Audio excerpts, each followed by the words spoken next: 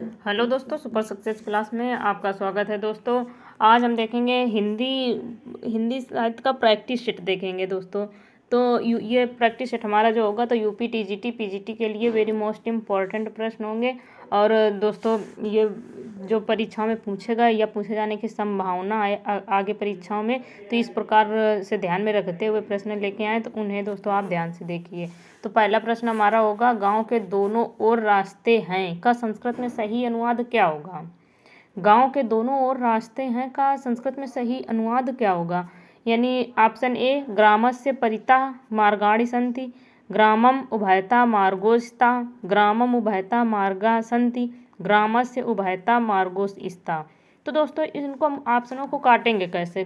सबसे पहले तो ये कट जाएगा ऑप्शन ए ग्रामस्य, क्योंकि ग्रामस्य जो होता है तो ये षष्ठी विभक्ति के अंतर्गत आता है। और दोनों ओर की जब बात होती है तो दोस्तों उभयता आता है। तो ये ऑप्शन एक हमारा कट गया, क्योंकि परिता माने होता है चारों ओर और उभयता माने होता है दोनों ओर। तो परिता ऑप्शन परिता वाला सबसे पहले कट गया। अब तीन ऑप्शन में तीनों में उभयता उभयता है। तो अब एक और देखेंगे ग्रामस्य। तो ग्रामस्य का मतलब क्या हुआ, यानी ग्रामस्य ये षष्ठी विभक्ति यहाँ पर प्रयोग की जा रही है। और जब दोनों ओर की बात होती है तो दोस्तों वहाँ पर द्वितीय विभक्ति होती है। तो इससे डी ऑप्शन भी कट जाएगा हमारा। और ऑप्शन बी, ग्रामम उभयता मार्गो स्था। तो दोस्तों स्था ये बहुवचन नहीं होता है, क्योंकि रास्ते हैं। संति जो है तो हमारा ये बहुवचन है। तो दोस्तों ये ऑप्शन हमारा सी सही है, ग्रामम उभयता मार्गा संति, यानी गांव के दोनों ओर रास्ते हैं। तो ये हमारा ऑप्शन कौन सा सही होगा, सी सही होगा। आगे देखते हैं, और अन्य जो हैं तो ये सभी गलत हैं ऑप्शन। आगे देखते हैं अगला प्रश्न। रामेण बाणेन हतो बाली इत्यत्र साधकतम करणम इति सूत्रस्य गथार्थता कस्मिन् पदे विद्यते। तो दोस्तों इसमें क्या पूछ रहा है, रामेण बाणेन हतो बाली, यानी राम ने बाण से बाली को मारा। इत्यत्र साधकतम यानी साधक के रूप में कौन सा सूत्र के आधार पर साधक के रूप में क्या, यानी साधक के रूप में यानी साधन क्या प्रयोग किया गया है। तो ये दोस्तों इसमें पूछ रहा। तो ऑप्शन ए रामेण, राम तो एक कर्ता हो गए, हता तो हता नहीं दोस्तों, ऑप्शन बी सही होगा बाणेन। इसमें क्या प्रयोग किया गया, साधन के तौर पर बाणेन, यानी बाण का प्रयोग किया गया। तो ऑप्शन बी सही होगा। आगे देखते हैं, पठ धातु के वर्तमान काल में मध्यम पुरुष के एक वचन का रूप है। यानी पठ धातु के वर्तमान काल में मध्यम पुरुष के एक वचन का रूप क्या बनेगा। पठ धातु जो है तो ये हमारी वर्तमान काल में पूछा जा रहा, पठ धातु के तो मध्यम पुरुष के एक वचन का रूप पूछा जा रहा। तो सबसे पहले देखते हैं कि पठति। तो पठति ये हमारा कौन सा है, प्रथम पुरुष एक वचन का रूप है पठति। और पठसी जो है तो ये मध्यम पुरुष एक वचन का रूप है। और दोस्तों पूछा क्या गया ऑप्शन में, ऑप्शन में यही पूछा गया है। तो हमारा ऑप्शन कौन सा सही होगा, बी सही होगा। और ये पठंती भी देख लेते हैं। पठंती प्रथम पुरुष एक वचन बहुवचन का रूप है पठंती। और पठामी उत्तम पुरुष एक वचन का रूप है पठामी। अगला प्रश्न देखते हैं, तो इसमें हमारा ऑप्शन कौन सा सही होगा, बी सही होगा, पठसी। आगे देखते हैं, हरित्राता समास पद का विग्रह होगा। हरित्राता समास पद का विग्रह क्या होगा। हरित्राता समास पद का विग्रह जो बनेगा हमारा तो हरिड़ा त्राता बनेगा। हरिड़ा त्राता ये तत्पुरुष समास होगा। इसी प्रकार से दोस्तों जैसे रसोई घर, तो यानी रसोई का घर, इसी तरीके से देखेंगे आगे भी देखेंगे। तो इसमें हमारा ऑप्शन कौन सा सही होगा, सी सही होगा, हरिड़ा त्राता।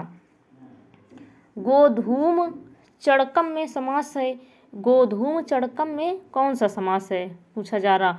तो दोस्तों ऑप्शन ए इतरेतर द्वंद्व, ऑप्शन बी द्विगु समास एक शेष द्वंद्व, और ऑप्शन डी समाहार द्वंद्व समास। तो दोस्तों इसमें द्विगु समास तो पहले ही कट जाएगा, क्योंकि द्विगु समास में आप सभी को पता है कि जिसको नहीं पता है वो सुने, क्योंकि द्विगु समास में संख्यावाची पूर्व पद जो होता है तो संख्यावाची होता है।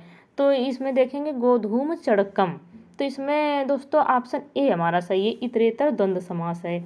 इसमें कौन सा सही है, ऑप्शन ए इतरेतर द्वंद्व समास।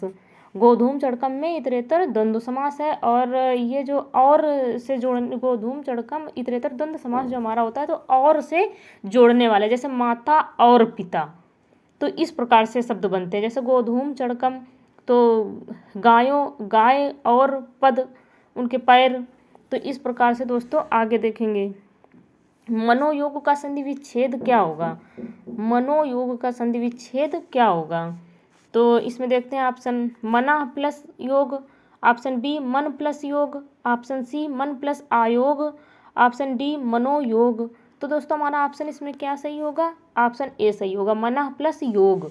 आगे देखते हैं, कौन सी रचना कालिदास की नहीं है? ऋतु संहार, ऑप्शन ए ऋतु संहार, ऑप्शन बी कुमार संभव, ऑप्शन सी बुद्ध चरित, ऑप्शन डी रघुवंश। तो दोस्तों हमारा ऑप्शन इसमें कौन सा सही होगा? बुद्ध चरित, ऑप्शन सी सही होगा, क्योंकि ऋतु संहार, कुमार संभव, रघुवंश ये हमारी कालिदास की रचना है। बुद्ध चरित जो रचना है तो ये अश्वघोष द्वारा लिखी गई रचना है। आगे देखते हैं, करुड़ के रस राजत्व का प्रतिष्ठापक है, यानी करुड़ के रस राजत्व का प्रतिष्ठापक है, यानी करुड़ रस के जो प्रतिष्ठापक है तो वो कौन है? इसमें दोस्तों पूछा जा रहा प्रश्न में। तो करुड़ रस के जो प्रतिष्ठापक है तो भवभूति है। तो भवभूति की रचना कौन सी है? उत्तर रामचरितम। उत्तर रामचरितम जो रचना है तो ये करुड़ रस की रचना है। आगे देखते हैं, बुरी तरह पराजित होना के अर्थ में मुहावरा है, यानी बुरी तरह पराजित होना, मुहावरे का अर्थ है जान पर खेलना। जान पर खेलना, बुरी तरह पराजित होना का अर्थ क्या है? दोस्तों सॉरी, इसमें गलती हो गई। तो इसमें बुरी तरह पराजित होना के अर्थ में मुहावरा छक्के छूटना, यानी छक्के छूट गए, कहते नहीं इनके छक्के छुड़ा दिए हमने। तो इसी प्रकार से दोस्तों इसमें ऑप्शन सही होगा बी, यानी छक्के छूटना। आगे देखते हैं, खाक में मिलाना मुहावरे का सही अर्थ क्या है? यानी नष्ट कर देना, बिल्कुल फिर नष्ट कर देना, खाक कर दिया गया तो यानी नष्ट कर दिया गया। तो खाक में मिलाना मुहावरे का सही अर्थ है नष्ट कर देना। धन्यवाद दोस्तों, यदि वीडियो अच्छी लगी हो तो आप लाइक करें, सब्सक्राइब करें और कमेंट भी करें। इसी प्रकार से वीडियो का आगे भी मिलती रहेंगी और व्याख्या सहित मिलेंगी। धन्यवाद।